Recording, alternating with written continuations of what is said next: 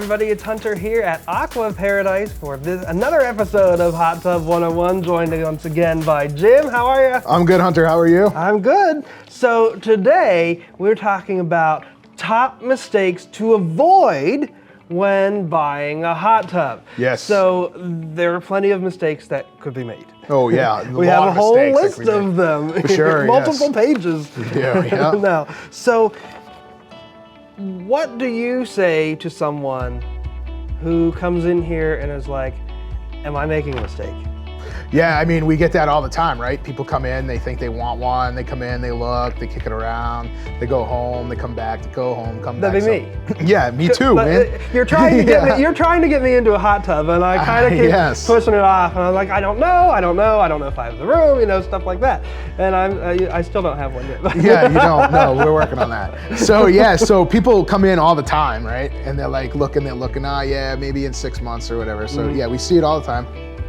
Let's talk about some of the mistakes that people do make when they go into trying to buy a hot tub. And one of them is thinking the initial price is the only thing that matters. And that's not really true. No, so people will come in and we see all different things, right? People that'll buy on purely based on price. And when someone comes in and they have a budget, that's the best, right? Because now we know, okay, this person can afford this amount of money, and let's get them the best tub for the money that we can. Because between the Serenity line and the Signature line, we can go down to 2 pumps, maybe 1 pump in a Serenity. Maybe we go over to a smaller tub. Maybe for what you want to spend, we can get you a bigger tub. So we always try to get price point out of a customer and then get them the best tub that we can possibly get them for their needs.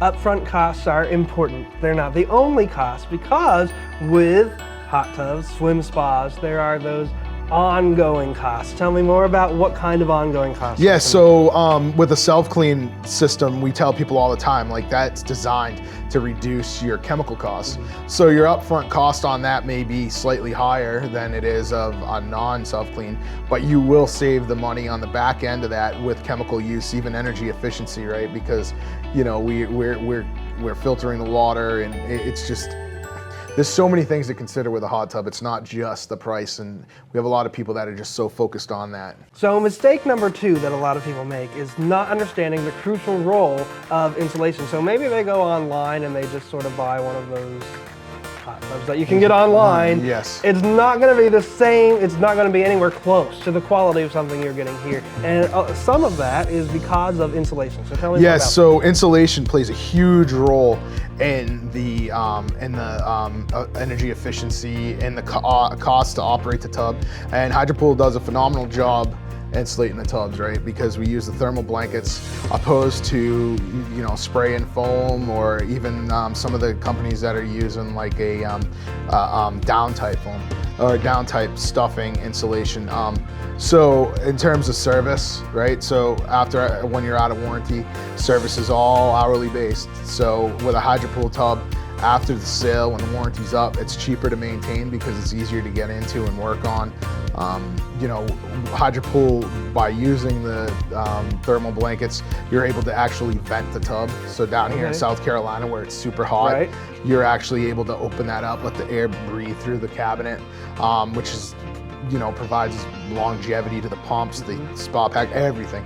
So there's a lot to consider, and people don't think of insulation because they're like, I'm in South Carolina, No, it does matter. It matters huge because it does. Just being able to trap the heat of the pumps and being able to allow that to heat the tub's huge, whereas opposed to, if you have spray foam, you can't capture that heat. Mistake number 3 that a lot of people make is not fully understanding the regular maintenance needed. And this sort of goes back to the ongoing costs. Yes. But even if you have a self-clean model, there is maintenance that's still needed.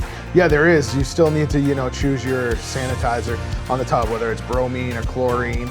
We have people that are using mineral sticks, they're using enzymes, they're using, there's a million things out there that people can use. And so yeah, those are all play facts into that cost.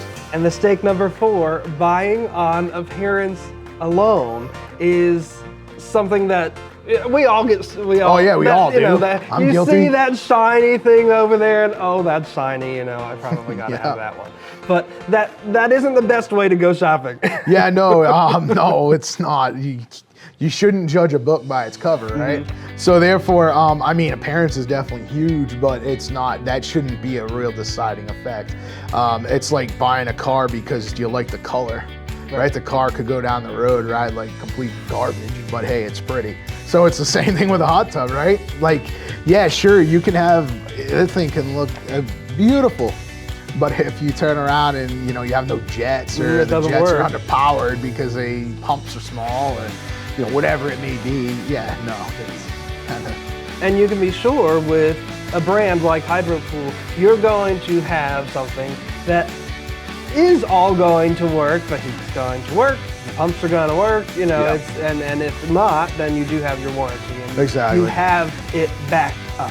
You do, yeah. Hydro Pool will stand by it 100%, and there's no and that's the biggest thing. People will come in all the time, and yeah, there are cheaper brands out there, and there are more expensive brands, but at the end of the day, your tub breaks, you want to get it fixed, because not everyone that owns one knows how to repair them. So. Right, that's true.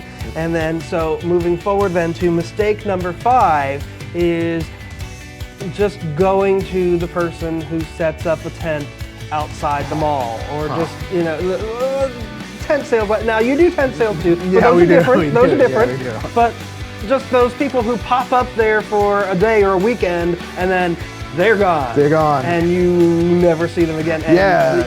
Eventually, maybe you don't get your product that you paid for. That's right. And so that's something that you have to be really Man, careful. They park it in your backyard, and then what? You don't know what to do. And we see it all the time. Actually, just last week, we had a customer bought a hot tub, and the dealer, it was in a local dealer, didn't even take the time to show them how to operate it. They called us, and we went down and helped them. And actually, she left us a good review. So, good. Yeah. But yeah, man, that's huge. And that goes back to the service after the sale, right? Making sure the customer understands the product they bought, making sure that it's set up right, making sure everything's working, make sure it's not leaking, make sure it's doing what it needs to do, and not just sending the customer out with a box, tell them to put water in it. And hey, you're on your own, figure it out. Right. So, yeah. Yeah.